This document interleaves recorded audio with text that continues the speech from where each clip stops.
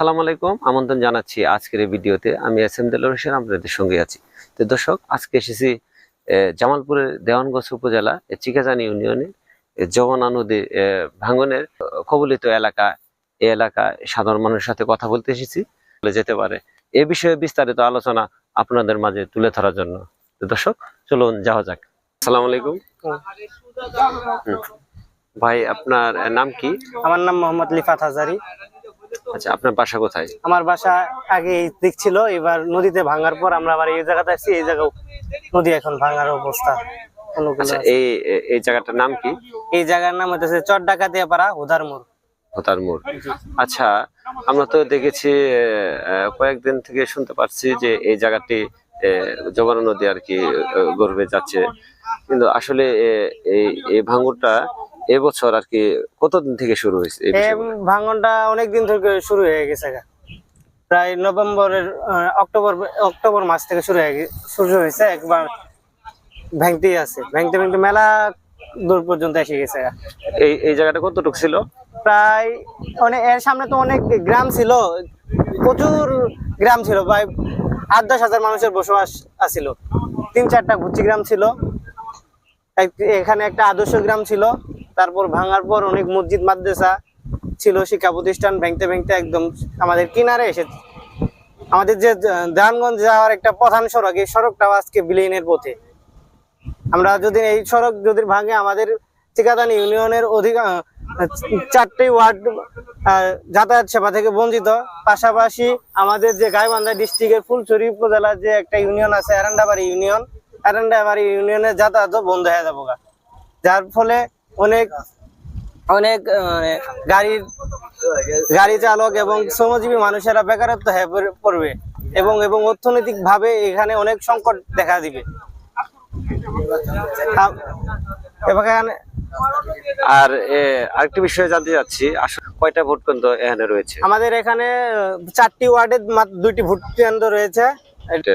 দুইটা কেন্দ্র আছে, এখানে ভোট হয়। তো এখানে যদি এই রাস্তাটি, প্রধান রাস্তাটি যদি সমস্যা হয়, তাহলে তো এদের যে ভোট দেওয়ার তো সমস্যা হবে। ভোট দেওয়ার সমস্যা, অনেক প্রচুর সমস্যা হবে। মানুষেরা ভোট কেন্দ্রে আসতে পারবে না, যার ফলে মানে ভোট দেওয়ার সংকটের মধ্যে পড়বে। তাহলে এখন আপনাদের দাবি কি? আমাদের দাবি প্রশাসনের কাছে যে যত দ্রুত সম্ভব কিছু জিও ব্যাগ ডাম্পিং করে ক্ষণস্থায়ী ভাবে একটা যেন আপাতত এটা নির্মাণ করা হয়। এই রাস্তাটি ভাঙলে আপনার, আমার জানা মতে, একটা লোকও ভোট দিতে যার পাবে না। এই নদীটা আপনার অনেকদিন ধরে ভাঙে, কিন্তু এই রাস্তাটার কাছে এসে আপনার কিছুদিন ভাঙে নাই আর কি, 10 থেকে 15 দিন ভাঙে নাই। এইভাবেই ছিল। কালকে আপনার 1টার পর থেকে এই রাস্তাটা ভাঙা শুরু হয়ে গেছে। যদি আপনার এই রাস্তাটা যদি নদীর গর্ভে চলে যায়, ভোট কেন্দ্রে মানুষ যাইতেই পারবে না। সরকারের কাছে একটাই দাবি, 2-4 দিনের ভিতরে আপনার কিছু জিও ব্যাগ দিয়ে রাস্তাটা আপাতত যদি ভোটাররা যদি ভোট দিতে যেতে পারে। এলাকাবাসীর দাবি দ্রুত সময়ের মধ্যে প্রশাসনের হস্তক্ষেপে যাতে এই রাস্তাটি এখানে একটু জিও ব্যাগের ব্যবস্থা করা হয়।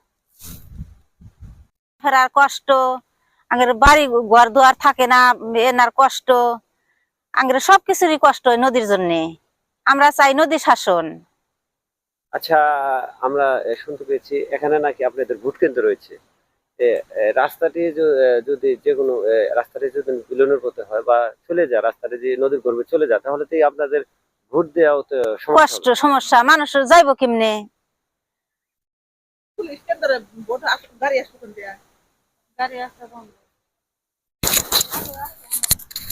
তাহলে আপা, এখানে আপনারা কি চাচ্ছেন? এটা একটু ধরেন।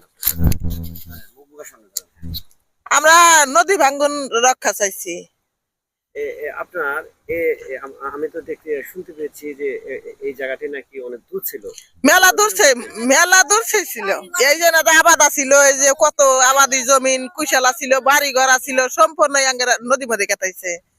এখন রাস্তাটা ভাঙা গেলে আঙ্গের আরো অসুবিধা, রোগ ব্যাধি হইলে আলা দেনগঞ্জ যা আসা করা গেছে, এখন আরো তো যাহাম না।